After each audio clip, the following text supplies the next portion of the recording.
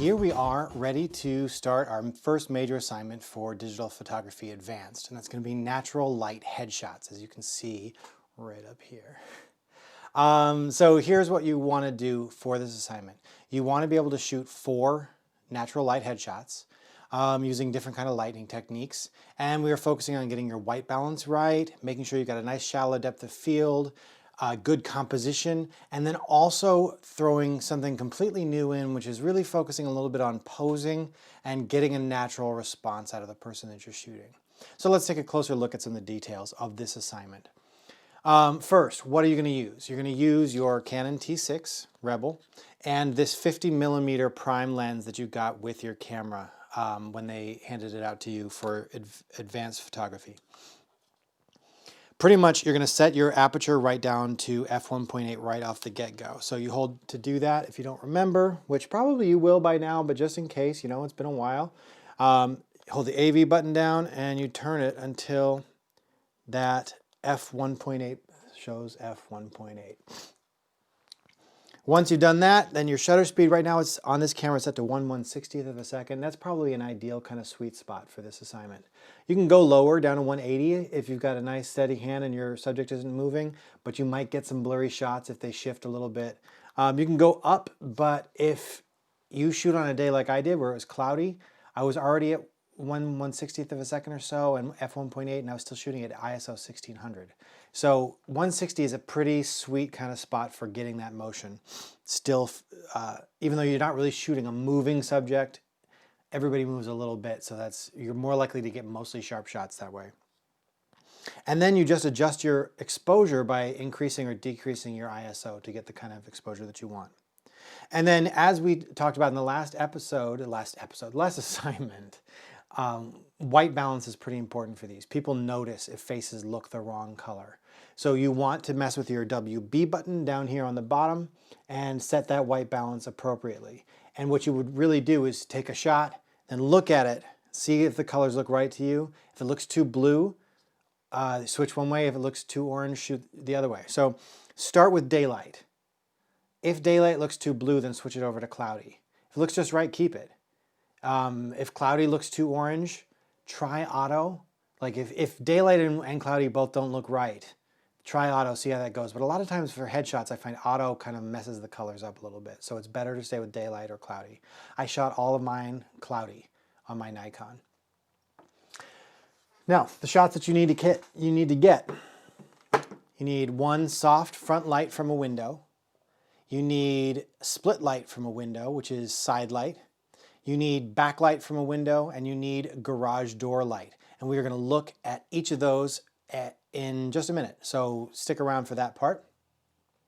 What to do? First thing you do is you watch the video, which is what you're doing right now. So good job. You're already nailing the first step.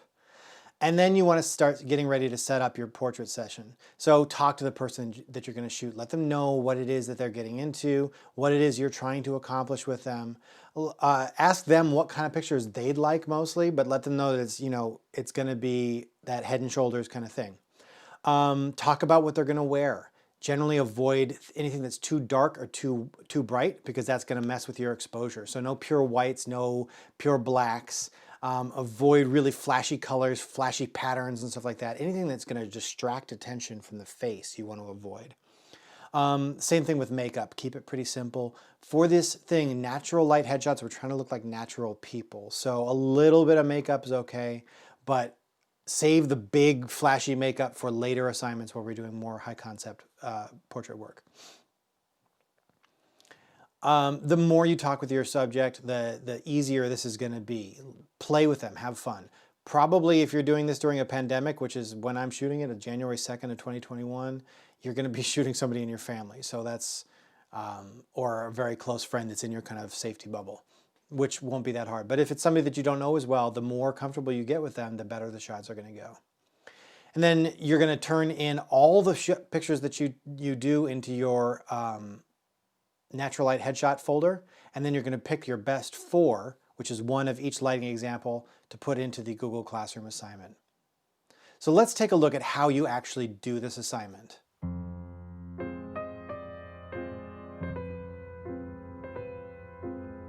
All right, here we are in our first space, and you can see that it's fairly cluttered. There's a lot of stuff, a lot of Christmas stuff, furniture. It's not a photo studio. But I wanted you to see that because you don't need a photo studio for decent headshots. We're gonna blur out a lot of the background. If you use the light right and you concentrate on what's actually in your frame, making sure that's not cluttered, you're gonna be in pretty good shape. So we're gonna use this window right over here as our main light source. I'm keeping off all the other lights so that the colors don't get messed up. And then we're gonna try a couple of different angles and uses of light for some headshots here before we move on to our next location. All right, let's give it a shot.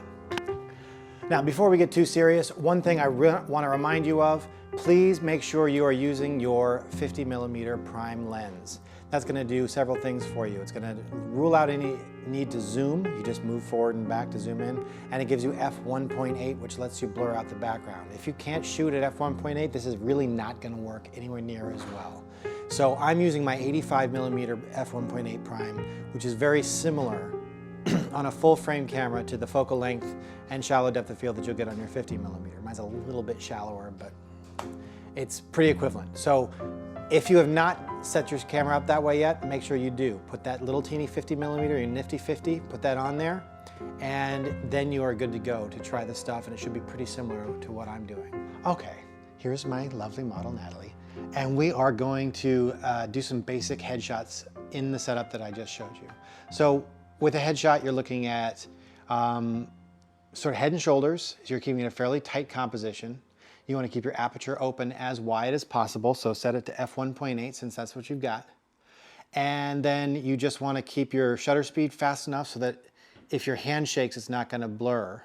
Try to keep your hands basically steady. You're not freezing motion or anything like that, so you can go 1/160th of a second should be pretty safe. So what you want to do is find a good composition and good light. We're kind of over here in this corner by the window, so we're going to try that first. So, oh, I'm tripping over stuff. Roomba. Tripping on the Roomba. All right, so if you look straight at me this way, good. Actually, you can keep your backs to the couch and then just turn your head toward me a little bit. Generally, you want to keep people at kind of I have them sitting most of the time because when they stand, they feel really awkward. Like I don't know what to do with my hands, like Ricky Bobby. So sit, but then not straight at you, kind of get some angles. Good, yeah, then just bring your eyes to the camera. And I'm gonna back up just a touch. And you can see, I'm trying to frame this up. I don't mind cutting off a little bit of the head. I'm at 1/500th of a second. I don't need that much speed. I'm keeping an eye on my histogram. 1/125th seems pretty good. I'm at ISO 1100, which is pretty high. But it's pretty cloudy today, so we don't have a lot of light to work with. ISO 800 and 1/125th at f1.8 seems pretty good to me. And you can see I don't have anything that's super bright, like I'm not breaking off my highlights on the right there, but should be okay. And I'm not trying to get her to smile or anything, just looking at the camera. Nobody can hold a smile. As soon as people start holding that smile, they're miserable. So you might get a smile every once in a while. Like that, but don't try to make somebody hold it. If they start doing it, just tell them to stop. Can you tilt your chin down just a touch, and then bring your face forward, like, yeah, just a little bit of that. So that's something I got from Peter Hurley. So we just shot a bunch of pictures. Of those, I went through and I narrowed it down to maybe top 5 or so, and then I picked this one as the best of that set. I think of sets in terms of location and lighting. So this was the sitting on the couch with the front light from the window.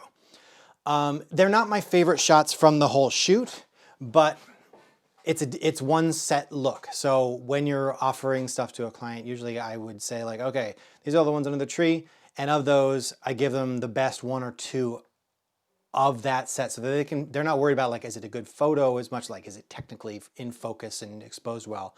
Never give shots to somebody else that don't look like you know what you're doing as a photographer.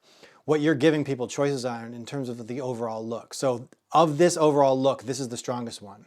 Her pose is good. She's got a good natural smile. Composition is pretty strong. I would probably drop, you know, if I was cropping it on my computer, I might drop the top down a little bit because there's some dead space that sort of inch above her head that doesn't really need to be like that. But otherwise, I think it's a pretty good shot. Her eyes are sharp and in focus, smile is good. I like that she's not sitting straight onto the camera. There's kind of an angle there. It makes it a little bit more 3D. What I don't love about this is that the light is not, it's a little weak, so the colors aren't great. They're not bad, but they're not great. And then the background is pretty boring. It's just my beige wall with a little bit of kind of sort of distracting image with that canvas there. So this one's okay, but not my favorite from the whole shoot. Okay, so now we're over closer to the window, as you can see, and it's very bright on this side, not so much on this side. So what that's going to get us is basically split lighting, or side lighting, if you remember from last semester or the last time you took photography class. So one side of the face we're going to expose correctly, and the other one is going to be lost in shadow. All right, so let's try and shoot it. And you'll notice I never try to shoot, well, actually, in the next shot I am going to shoot straight into the window, but generally I try not to shoot straight at a background. In the last one, we're shooting along the wall, and this one we're shooting along the window. That gives you more space for the background to blur out and get more three-dimensionality. How are your knees doing in there? I don't know if you can tell, we're in a really tight little corner here. If I had a paying client, I probably would clear out more of a space. Oh, I see. Yeah. All right, am I recording? I am, good. All right, so now the exposure that I had before is just ridiculously out of control. So I'm dropping it all the way down to 100, and it's still a little bit overexposed. Can you turn your head a little bit more towards the window? There we go. Yeah, maybe not quite that much. I got the getting these curtains in the shot. Maybe tilt your head just a touch towards the other way. There we go. That's maybe still a little bit bright. There we go. That's pretty good. And then I can get my focus and then recompose. Maybe I'll back off just a touch. Sometimes I get so, yeah, that's good. Looking out the window is kind of a nice. What happens if you try to like turn your whole body towards the window a little bit and then turn your head towards me? Is that possible? Very small adjustments in portraits can make quite a big difference in just in the lines that you're creating stuff. Yeah, that's nice. I like that. And then give me that high kind of there. Good. I might see if I can, I'm gonna use a smaller focal point because I don't think I'm getting the eye. There. And then tilt your head that way a little bit. There. Not quite that much. More of a straight, there, perfect, yeah. Yeah. And then we've got a little bit of the blur from the tree going on there. If I can bring my camera around a little bit, we'll even get some of the Christmas lights. And if you want to turn your head to face the camera a little bit more, just track it with your face. That's good.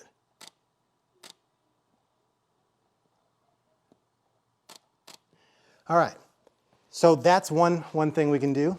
Now we're going to try backlighting, which doesn't always work, but on a day like today where the light is so soft, I bet you we'll be able to do a decent job with backlighting. If it's bright sunshine coming through, or in fact, if the sun is shining directly through the window, you want to get away from it, like step away from the window. Use the window light, but don't get too close to it because it's going to overwhelm. It's going to be really harsh, hard light. A day like today, you can basically do whatever you want as long as you expose correctly. All right, let's try another one. Now this one is using that more split lighting. And here's what I like about it. I like the blurred out Christmas tree with the Christmas lights. I think that's pretty cool. I like her pose in general. I might say maybe tilt the chin down just a touch. She's kind of doing this, which is a little bit more of like an off, like when you raise your chin, that's a little bit combative, which is not necessarily what we want with this. It's not what she is trying to do, but it's just the way it reads. Mostly what I don't love about this though is the light again. The side light just isn't really doing it for me. It would be nice if we could move away from the window a little bit and then turn the angle more for like Rembrandt lighting. Rembrandt lighting is where you've got like 3/4 on and there would be a triangle of light right under her eye and it's almost to there. We're in between split lighting and Rembrandt lighting. Split would be just pure shadows on this side, whereas there's a little bit, she's turning her head, but I couldn't get into the wall enough to get the angle where the light's shining on her face a little bit more evenly. And she couldn't get more to the side because the Christmas tree was there. It was a tight space. So it's fine, but it could be better. We're just gonna backlight. So instead of shooting on the side, I'm gonna change my angle and shoot straight so that the light is coming from right behind her head. We're going to lose some detail that way, but it's going to give you kind of a softer look, and it should be pretty nice. Let's give that a shot. I'm going to come straight in. I may ask you to scoot forward a little bit. We'll see how the light's doing. So right now you can see it's overexposed in the background a little bit and completely underexposed in her face. So I'm going to increase my ISO until I don't mind that I'm now blowing out my highlights. I'm looking for a good exposure on her face. And those are pretty solid. Here, scoot forward just a touch. What I'm looking at is the light is like cutting off the back of her head a little bit. It's so bright there. So I'm thinking if we move away from it a little bit, it'll be a little less harsh, and we'll get a little bit better definition there. So let's see if that made any difference. Yeah, that did. And I don't usually mess with my image profiles, but there's a portrait mode which takes out some of the contrast. And for backlighting, it's probably a pretty good idea. So if you see that, like now my shadows aren't so dark. Hello. There's the clock. But that makes just in general the softer tones, and it focuses on skin tones a little bit better, and it doesn't get overwhelmed by the white there. Good. Now, can you actually turn yourself 45 degrees that way? Other way, like with your feet facing the couch. And you kind of just do that a lot of sort of moving people around, trying to get a decent thing. So she's still going to turn her head straight towards me. And that's going to be a little bit more, maybe scoot this way just a little bit. There we go. Yeah, I got the ornament in the shot. Ah, that's good, yeah. Kind of a softer look there over the shoulder. And for your angle, you want to be coming either from slightly above the person or straight on, but don't come from below, because then you're seeing up their noses and it's awkward.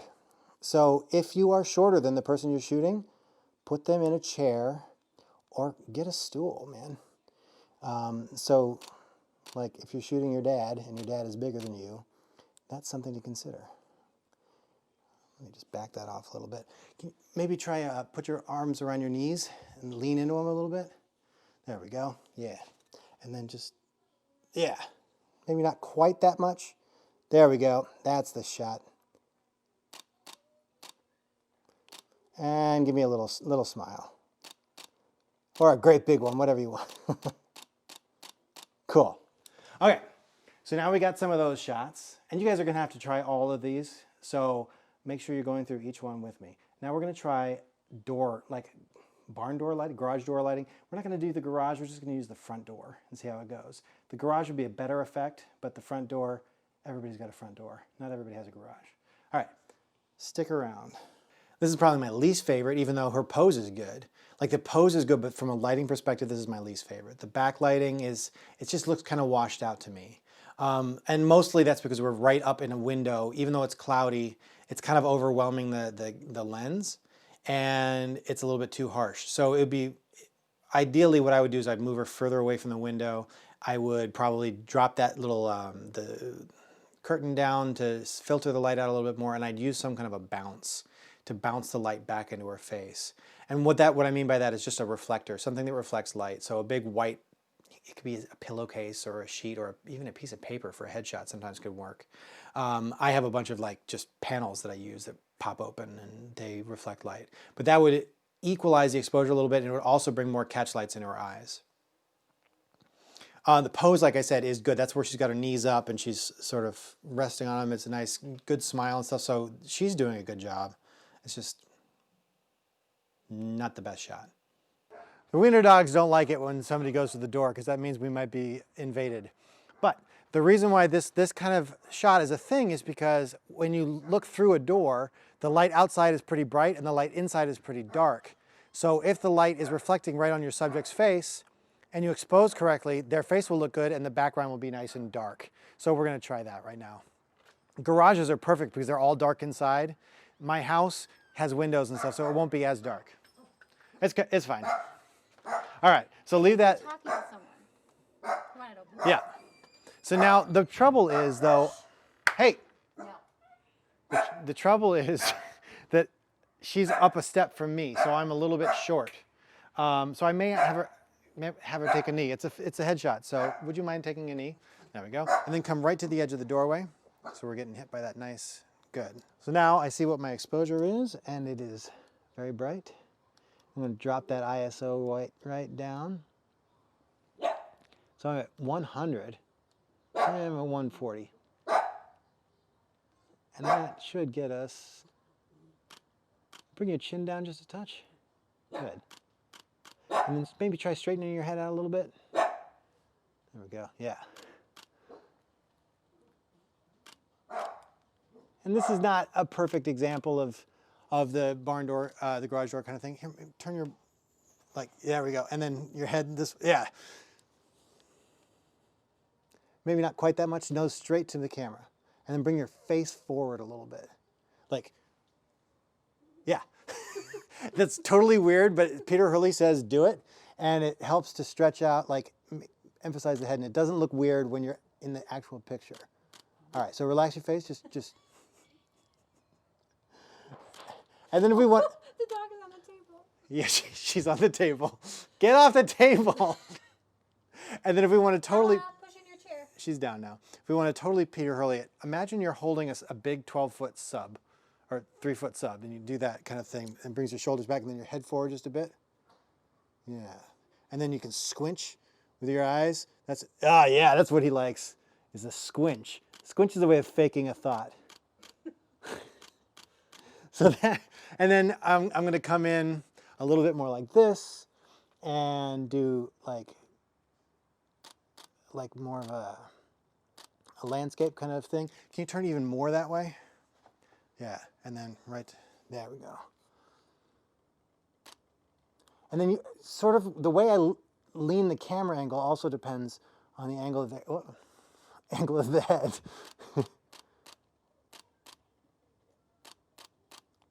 All right, so you'll also notice that I took a bunch of pictures. Let's go take a look at those and see how they came out. Thank you very much for your help. I really appreciate it.